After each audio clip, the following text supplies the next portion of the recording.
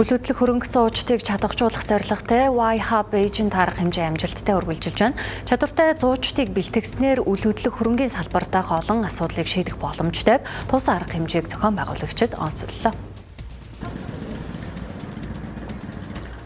Үл хөдлөх хөрөнгийн зуучлалын салбар сүүлийн 6-аас 7 жил маш хурцтай хөгжиж байгаа. Үүнтэй холбоотой ер нь агентаар элсэх, манай дээр агентаар орё гэсэн гориглогч нар гэх юм уу те агентийн бизнесийг сонирхож байгаа хүмүүс маш их байдаг. Тэр хүмүүс зориулсан юм ивент байгаа. Энэ ивентэд өнөөдөр 200 гаруй хүн бас ирсэн байна. Тэгэхээр ер нь бол үл хөдлөх хөрөнгийн зуучлалын энэ бизнес бас хэр ивэлттэй байна. Дээрээс нь хэр хөгжиж байгаа вэ гэдэг нь ер нь бол үүнээс харах боломжтой гэж бодож байна. Remax Hub нэгдэх зорилготой 200 гаруй залуус өнөөдрийн энэхүү арга хэмжээнд ирсэн байна. Өнөөдрийн арга хэмжээгээр үл хөдлөх хөрөнгө зуучлалын салбарын удирдлагын алсын хараа, үл хөдлөх хөрөнгийн борлуулалтын сэтгэл зүй зэрэг сэдвээр илтгэл тавьж хэлэлцлээ. Үл хөдлөх хөрөнгийн залилан бол маш их байгаа.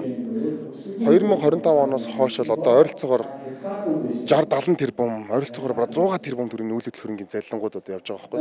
Тэгэхээр үл хөдлөх хөрөнгийн зуучлалын бизнес өөрөө хөгжснөөрөө эндээс урьдчилан сэргийлэх хамгийн том арга хэмжээ болж байгаа.